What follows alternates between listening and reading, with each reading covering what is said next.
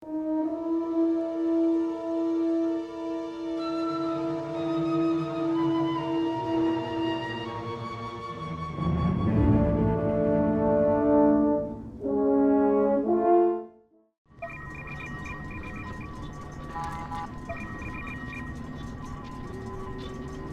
I am Master Nos Doral, Keeper of the Jedi Archives.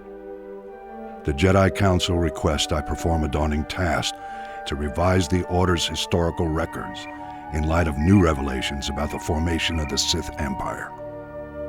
Specifically, I am to trace the conflict between the Empire and the Republic, the Sith and the Jedi, to uncover the roots of the struggle which now plagues us. I've chosen to begin with the singular defining event of recent years, the unprecedented peace agreement between the Sith Empire and the Galactic Republic, the Treaty of Coruscant.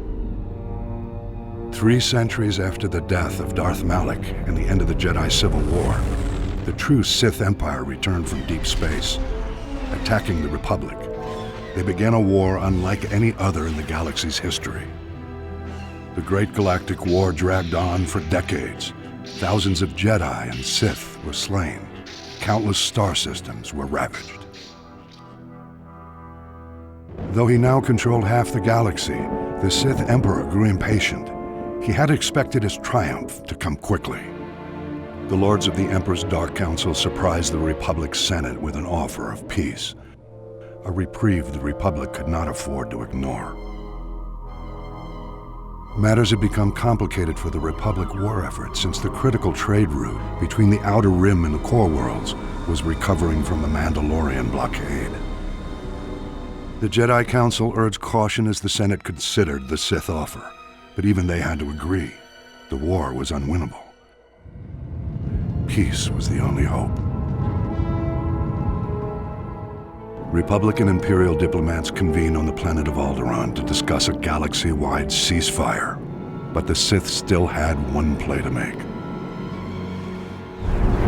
The Imperial fleet launched a surprise assault on the Republic capital of Coruscant, bombarding the planet from orbit and storming the city world's bottomless towers. With Coruscant's defenses incapacitated, the Imperials annihilated the Jedi Temple, captured the Senate Tower, and held the entire planet hostage. Back on Alderaan, Republic diplomats had no choice. Despite unfavorable terms, the Treaty of Coruscant was signed. Jedi and Republic troops began withdrawing from battlefields around the galaxy, leaving star systems to fend for themselves and to be quickly swallowed up by the Sith Empire. The Jedi returned to Coruscant to find their temple in ruins and irate senators blaming the Jedi for all the Republic's troubles. Those still committed to defending the Republic, the Jedi relocated to their ancient homeworld of Tython to rest, meditate, and seek guidance from the Force. Thus began the unprecedented stalemate, the Jedi reconnecting with their roots, the Republic nursing its wounds, the Sith consolidating their power, and a galaxy divided between darkness and light. In retrospect, this outcome was inevitable and would have come sooner were it not for some of the Republic's less savory allies. I will elaborate on this theory soon.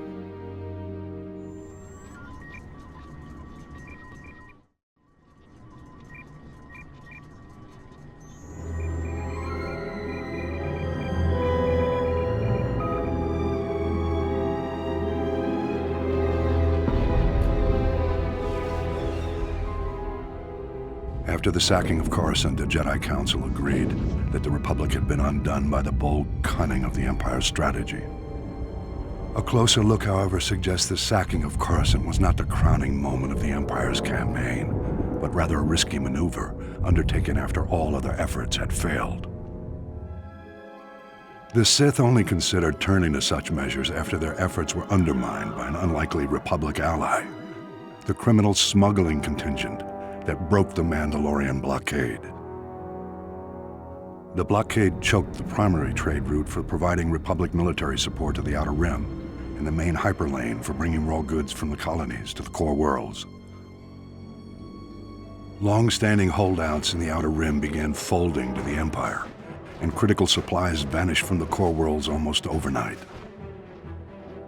As starvation swept through the lower levels of Coruscant, riots broke out planet-wide. Talk in the Senate veered sharply toward complete surrender to the Sith Empire. It was at this critical hour that a Mirialan smuggler named Hylo Viz recognized an extraordinary business opportunity for her and her partners.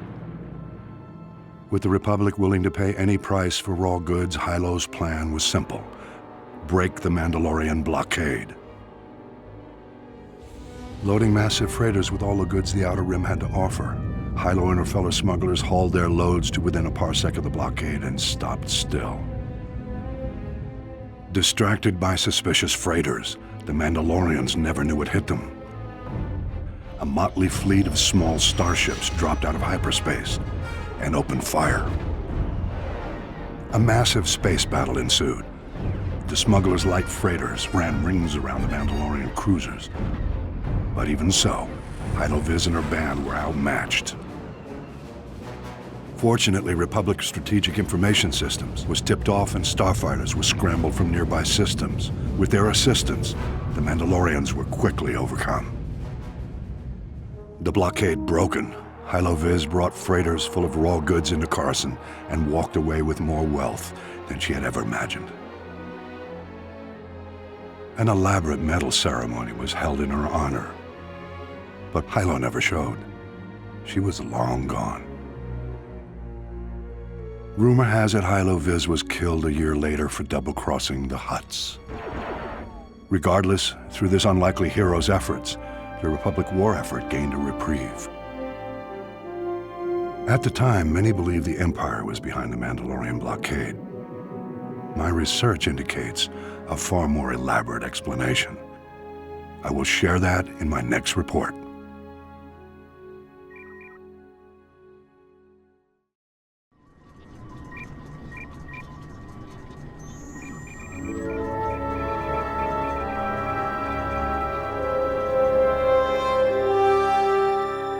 Mandalorians, trained from birth to fight in battle, their bodies are honed into killing machines. These independent warrior nomads have challenged the Jedi for centuries. The Mandalorians embrace conflict and admire strength, but they are different from our dark counterparts. They are not like the Sith. Mandalorians believe confrontation is required for growth, on the personal as well as the cultural level. War is the Mandalorian way of life.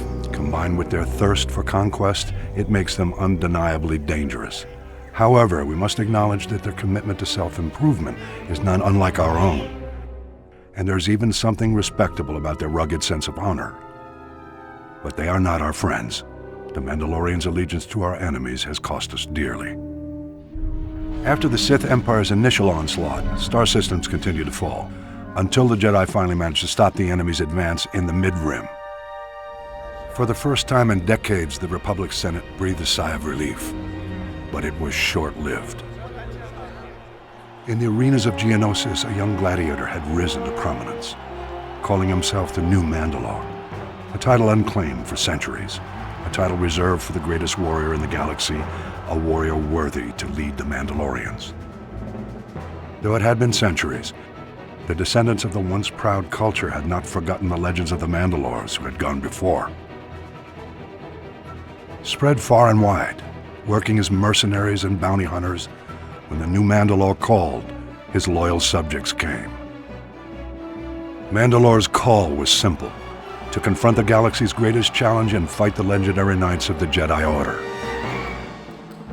Amassing an army overnight, Mandalore planted his forces in the path of the Hydian Way trade route, cutting off the Republic's most critical supply lines. We were initially hesitant to pull back from the battle with the Sith in the Outer Rim, but after several pleas from the Senate, the supply crisis could not be ignored. The Jedi Order answered the new Mandalore's challenge. We attacked the blockade. Our order was defeated quite profoundly. The Mandalorian blockade held strong until a day intrepid smugglers took their shot at the Mandalorians. and managed to rescue the Republic. Mandalore went on to lead many of his followers to seek new challenges, while others again struck out on their own. The true enigma in the resurgence of the Mandalorians was the rise of the new Mandalore himself.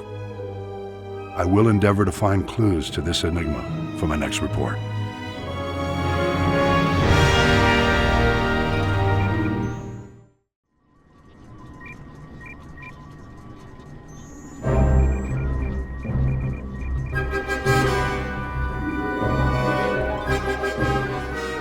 The arrival of Imperial allies in the Great War was a devastating blow from which the Republic never fully recovered.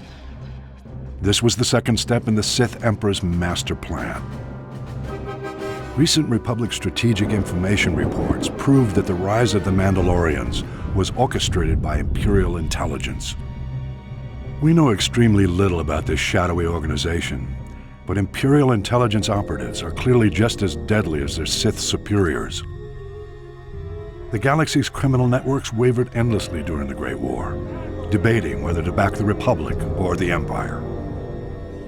Although the Hutt cartels resented the Sith Emperor for not including them in his pre-war conspiracy, Imperial intelligence somehow blocked the Republic's efforts to win the Hutt's support. Scattered around the galaxy, Mandalorian mercenaries and bounty hunters faced the same choice as the Hutts. Some signed on with the Empire, but most remained independent. Imperial diplomats made repeated attempts to recruit the galaxy's most infamous bounty hunters, but were turned down every time. The Empire shifted its tactics. Mandalorian mercenaries and bounty hunters often fought as gladiators for money and glory, a mark of honor in the Mandalorian culture. Imperial agents used this to their advantage, infiltrating the most prominent gladiatorial arenas in the galaxy as managers and sponsors, and even in some cases as gladiators themselves. The Imperial agents singled out a proud young gladiator to be their pawn. This young gladiator had always fared well in the arena, but with his new Imperial allies, his rise was accelerated to unprecedented levels. Rigging arena fights is not unheard of, but Imperial agents brazenly sabotaged the entire system by drugging their champion's competition. None could stand against him. The whispers of Imperial agents became cheers in the arena. Mandalore, Mandalore. The ancient title of Ultimate Warrior King was thrust upon the young gladiator. His infamy grew, and when he called, the Mandalorians rallied to their new master. The new Mandalore secretly served masters of his own, however. Imperial agents pulled their puppet strings, and the Mandalorian army blockaded the Hydian Way and challenged the Jedi. Though the blockade was eventually broken, the stage was set for the sacking of Coruscant and the uneasy truce which now paralyzes the Republic. The Mandalorian Sith alliance remains intact to this day. That could change if the original ruse was brought to light, but the Imperial intelligence covers its tracks too well. Mandalore was slain recently, and his killer, the new Mandalore, has taken his place. Whether or not he's another Imperial puppet remains to be seen, but we must watch him closely. Imperial agent success in bringing the Mandalorians into the war was the counterplay to the Republic's first string of victories, the subject of my next report.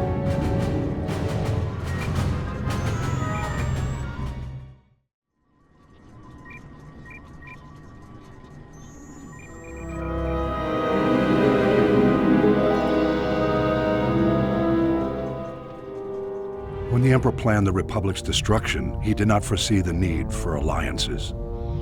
The Sith would sweep through the galaxy, systematically exterminating their age-old Jedi enemies and dismantling the proud Republic. But the Emperor's vision was cynical. He did not count on the brave sacrifices the Republic's heroes were willing to make. After the Sith offensive seized the Siswina sector of the Outer Rim, the Imperial Armada turned its sights closer to the core, the Mid-Rim. Believing the Republic was still recovering from its heavy losses, Imperial forces charged into Bothan space, where they were caught off guard by the full force of the Republic fleet. The Republic fleet obliterated the Imperial squadron, and the Battle of Bothawui became the Republic's first major victory in the war. The news spread across the galaxy, rekindling lost hopes and re-energizing exhausted defenders. The Republic fleet moved on, but a courageous force of Jedi and Republic soldiers remained on Bothawui to await the Empire's return. The vengeance of the Sith came swiftly. Imperial battle cruisers from around the galaxy closed in on Bothan space to recoup their losses. A high-powered planetary shield protected Bothawui from bombardment, forcing the Imperial forces to engage on the ground. Jedi Master Belthalusis, 7 dozen of the Order's finest knights, and 4,000 Republic soldiers dug in to defend the shield generators, or die trying. The disparity was staggering. An unprecedented Imperial army, 50,000 strong, descended on Bothawui's brave defenders. The defenders were undaunted, with no expectation of survival. They were mindful only of their duty. But overconfident Imperial commanders threw all their army's might into direct assault, and their ground forces fell in droves. For every Republic soldier who died, 10 Imperials were killed. The Empire was forced to call in reinforcements.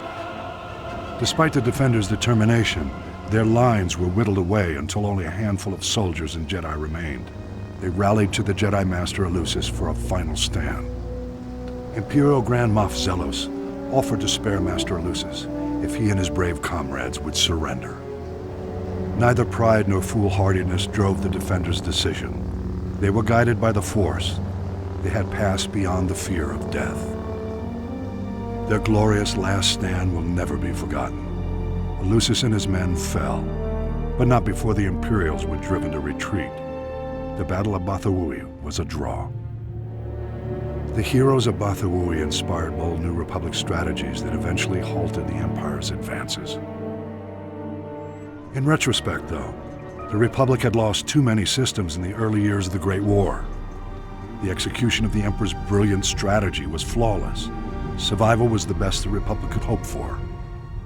I've spent much time now piecing together the puzzle of the Emperor's initial designs, and I have a theory that is quite surprising. I'll develop that for my next report.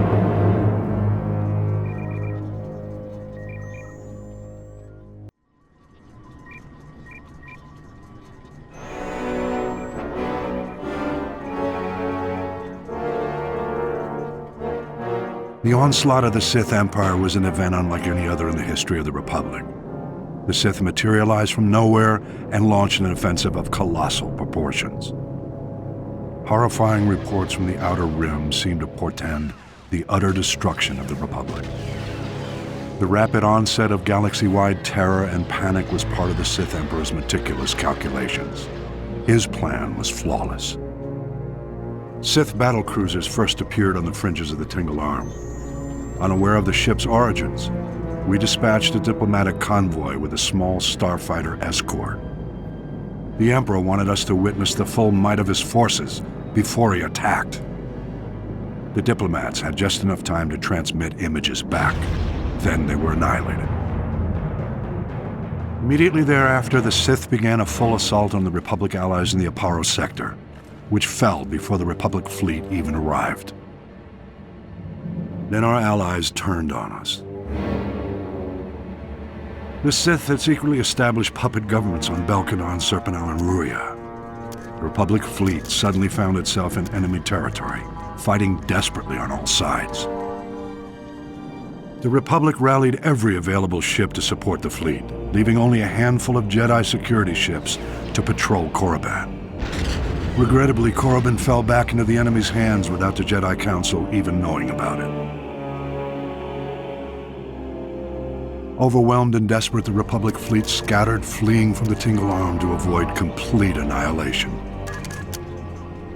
Elsewhere in the Outer Rim, the Sith staged more targeted strikes, destroying our shipyards in the Sluy sector, blockading the Rimma trade route, and seizing control of the rich resources of the Minos cluster. Confused and in complete disarray, Republic forces were unable to respond. Republic leaders and members of the Jedi Council arranged an emergency meeting in the Senate to prioritize the galaxy's defense. But the session quickly became mired in politics. Irate senators stormed out in protest over decisions which left their representative sectors exposed to attack. Many of the Republic's diplomatic allies refused military support for the greater cause. It was every system for itself. This was perhaps the greatest genius of the Emperor's plot. He had turned the Republic against itself.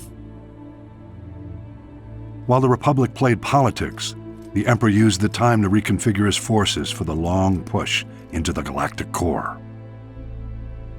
All might have been lost in those early years had individual Jedi Masters and Republic military leaders waited for the Senate's orders. By taking matters into their own hands, they managed to slow the Empire's advances. The attack of the Sith Empire was the most well-orchestrated and carefully coordinated military maneuver in the galaxy's history. Indications suggest the operation took centuries of planning and preparation. I'll elaborate in my next report.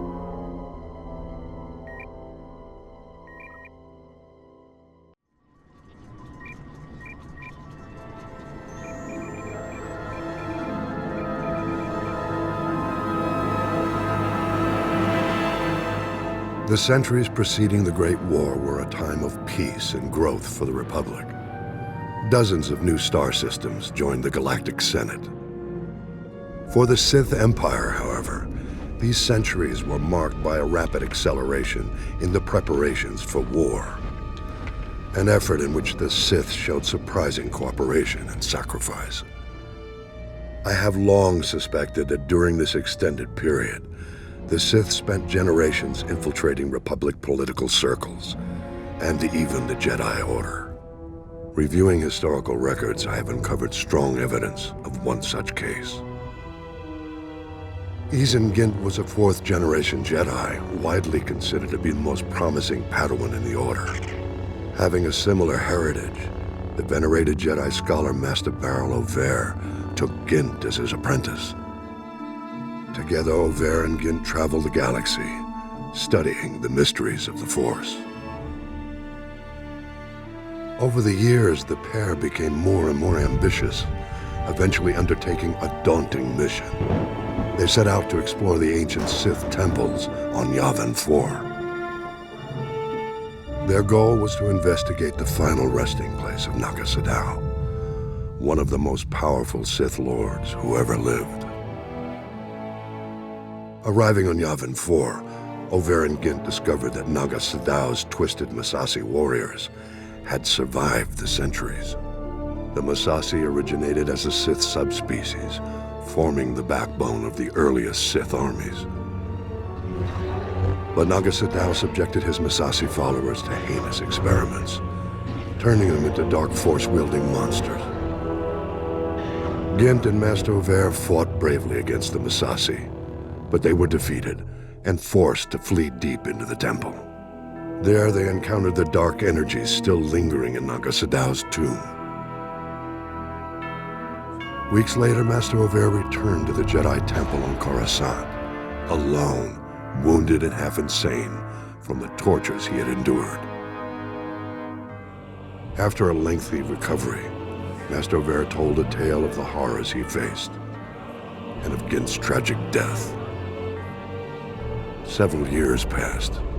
Then one day, Ezar Kun mysteriously reappeared on Coruscant, wearing the garb of the Massassi warriors and bent on killing Master Over. Possessed by the dark spirit of Naga Sadow, Gint attacked his former master in broad daylight. The brutal battle between the two was staged, with all the Republic watching.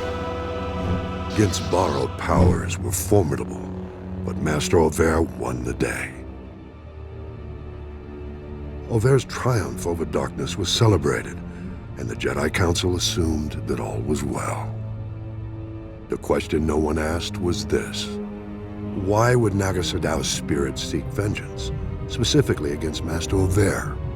The answer has become clear after a closer look at Over's Jedi heritage. His father and grandfather also went out of their way to visit the tombs of the ancient Sith Lords. They were a family of Sith infiltrators.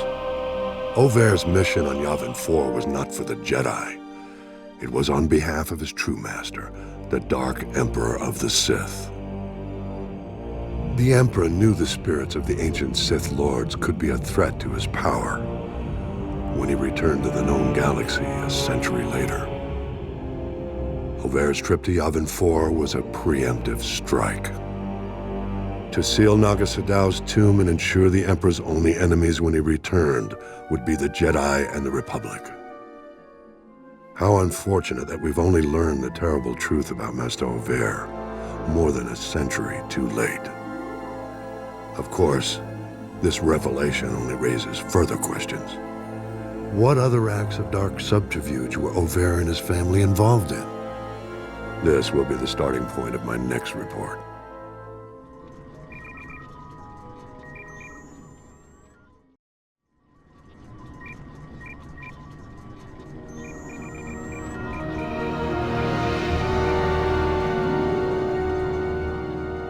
Sith infiltrators.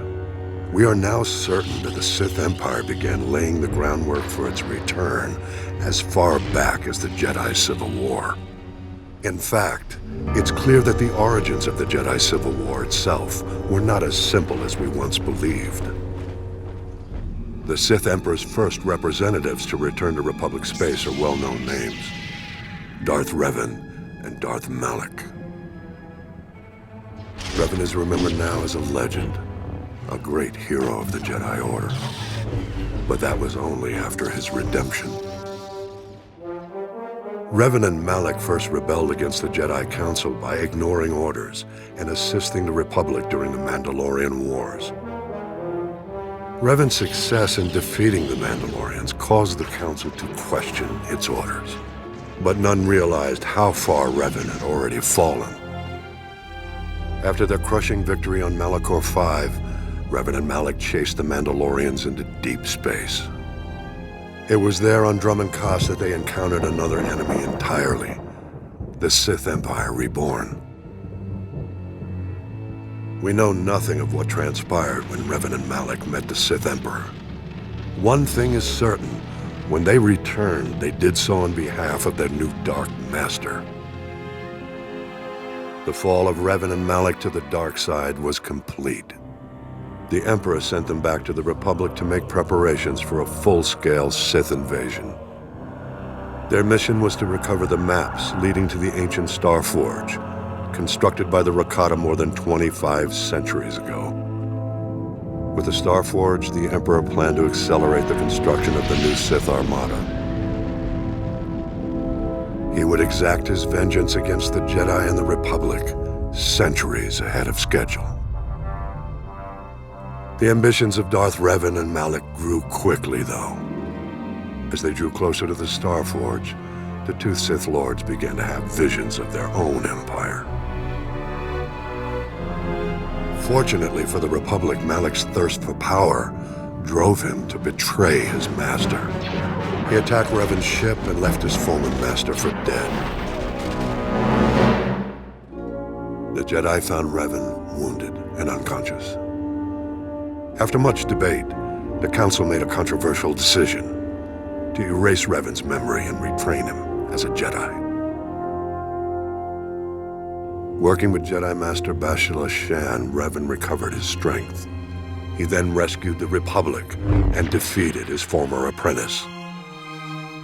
The Jedi Civil War was over, the Star Forge destroyed, and Revan not only redeemed, but celebrated as a hero. Deep in Revan's lost memories, however, hid the knowledge of a lurking menace far greater than Darth Malak. Indeed, the Emperor's plan to accelerate his return was thwarted, but the construction of the Sith Armada continued. It would only be a matter of time. With the war over, Revan returned to deep space in search of the Great Evil. What happened after that is unknown. Though Revan's ultimate fate remains a mystery, we have learned much about the events that preceded his fall. The Mandalorian Wars will be the subject of my next report.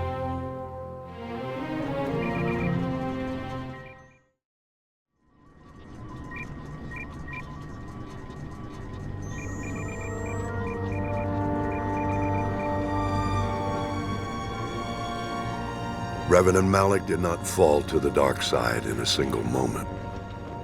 They turned after years spent in war and in defiance of the Jedi Council.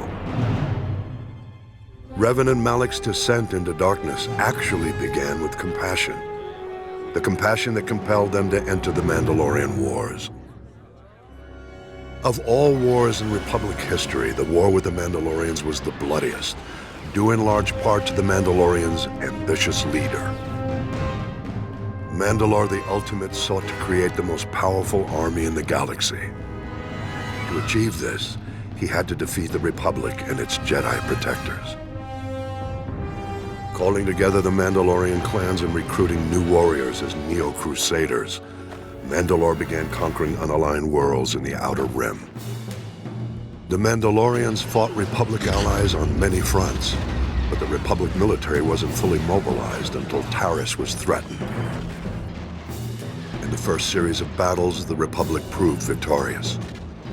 Several heroes emerged, including the dedicated soldier and talented pilot, Lieutenant Carth Onasi. But Onasi and the rest of the Republic's defenders hadn't faced the true challenge. Mandalore the Ultimate was secretly holding the bulk of his forces back to test the Republic's strength. Unleashing their full might, the Mandalorians devastated the Republic's defenses and began terrorizing systems from the Tingle Arm to the Mid-Rim. The Jedi Council refused to be baited into the battle. Despite the Mandalorians' brutal aggression, the Council decreed that no Jedi should take part in the fight. As the war grew worse, however, a splinter group of rebels formed within the Order, determined to rally to the Republic's defense. The splinter group was led by Revan and Malak.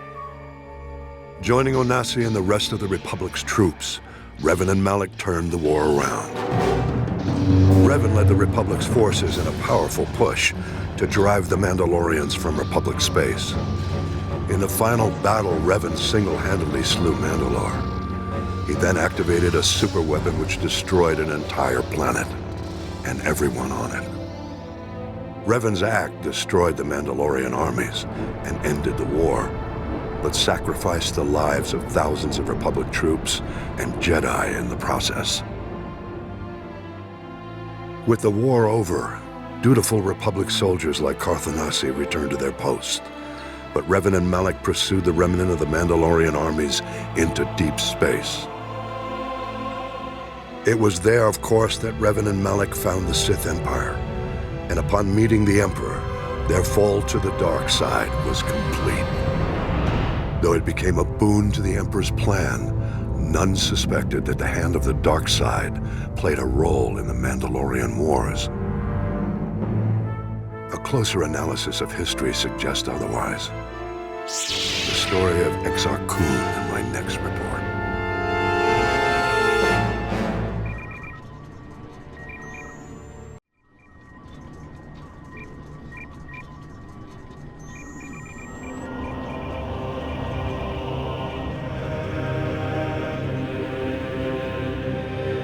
The infamous Sith Lord Exar Kun had no relations with the true Sith Empire, but his fall to the dark side set the stage for the Mandalorian Wars and the eventual fall of Revan and Malak. As a young Jedi Knight, Exar Kun exhibited a strong connection to the Force. Through long practice, he achieved unparalleled prowess in lightsaber combat. Seeking to expand his knowledge as well, the young Jedi delved deeper into his studies of the Force and ignored his master's cautions, believing himself to be immune to the draw of the dark side. The Jedi Council grew concerned, observing that Exar Kun's thirst for knowledge was starting to resemble a thirst for power. But he was already beyond their reach. Traveling to the Onderon system, Kun encountered the spirit of the ancient Sith Lord Freeden Nad. The spirit directed the young Jedi to where he might find the powerful secrets he sought. Venturing into the Sith mausoleums on Korriban, Kun faced tests from the fallen Sith Lords. When he emerged, he had passed the point of no return. His fall to the dark side was inevitable.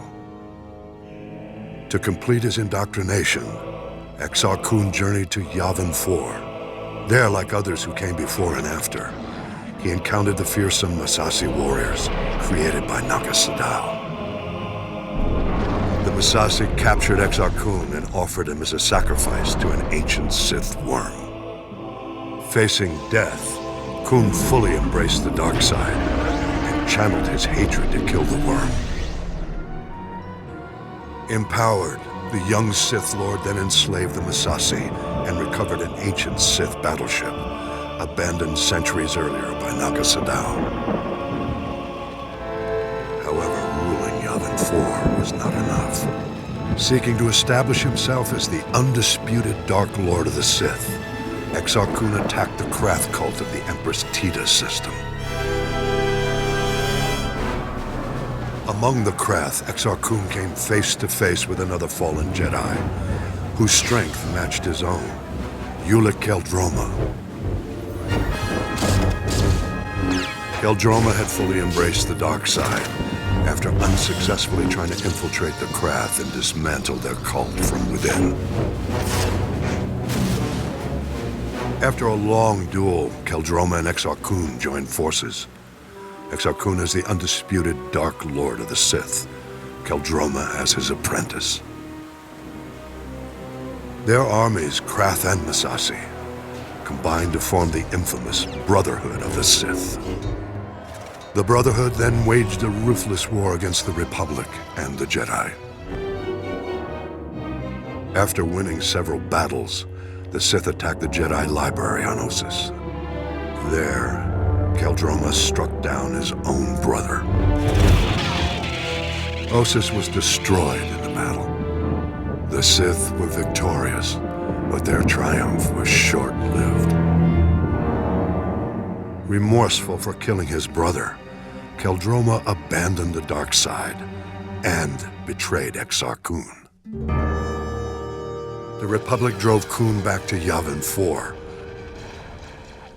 where the Dark Lord enacted a ritual, sacrificing his armies to keep his spirit alive. Though unable to defeat him entirely, the Jedi were able to imprison Exar Kun's spirit in the temples on Yavin 4. From what we know, it remains there to this day. We can learn much from Exar Kun's story. Of greatest interest is simply the fact that he was not aligned with the Sith Emperor in exile on Dromund Kaas. The fact that the spirits of the ancient Sith Lords supported Exar Kun suggests that they did not, and perhaps do not, support the Sith Emperor we face today.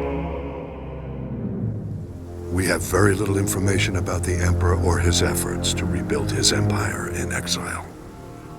I will review the details we do have in my next report.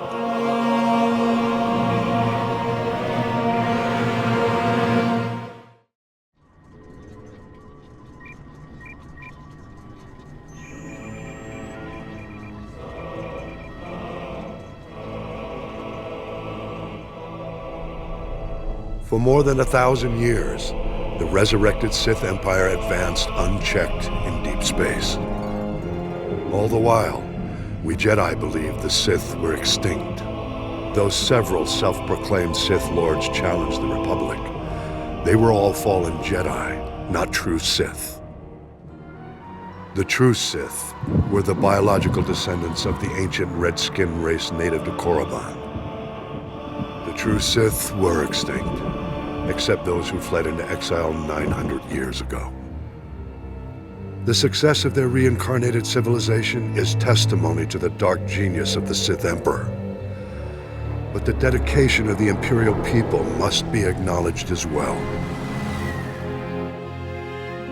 In our brief glimpses into the Empire's secret history, one name stands out: Grand Moff Odile Viken, the founder of the modern Imperial military.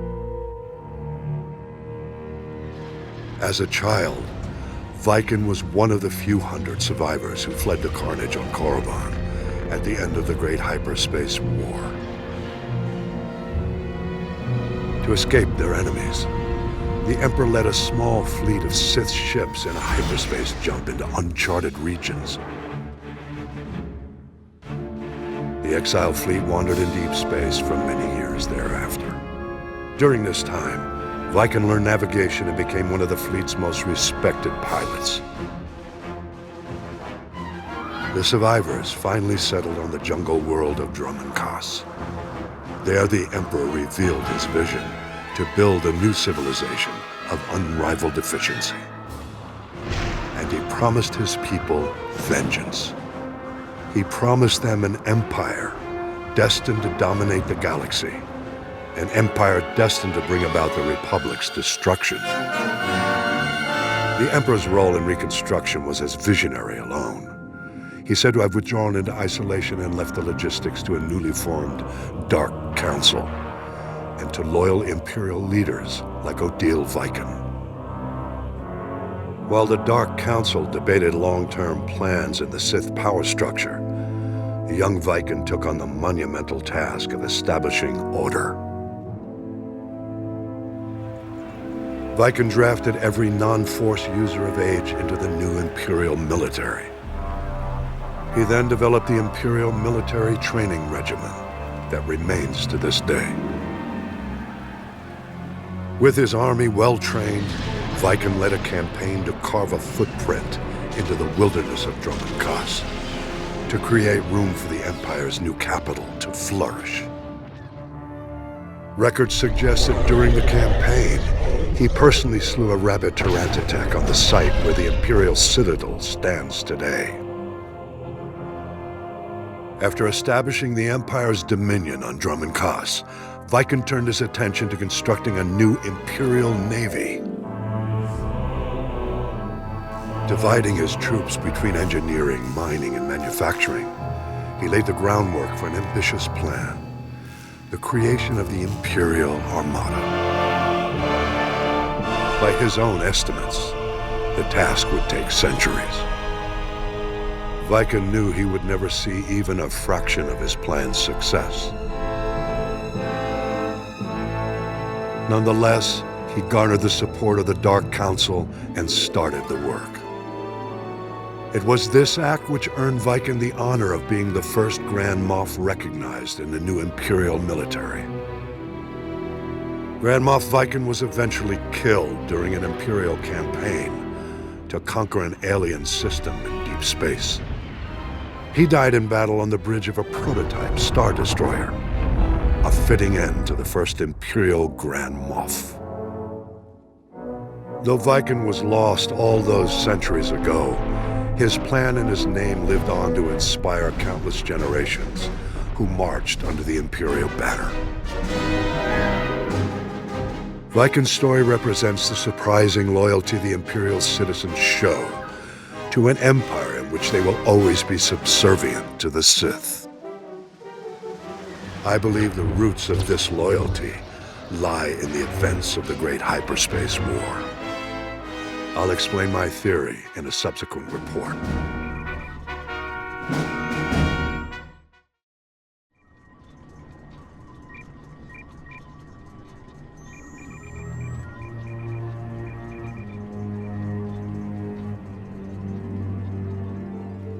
Among past threats to the Republic, the Great Hyperspace War stands above all other wars in galactic history.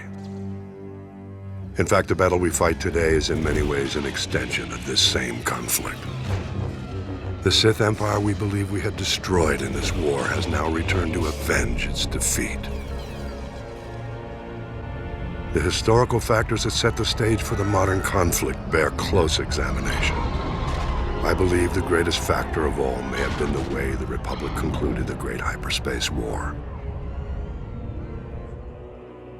The Great Hyperspace War began at a time when the Republic had enjoyed millennia of peace, growth, and consolidation.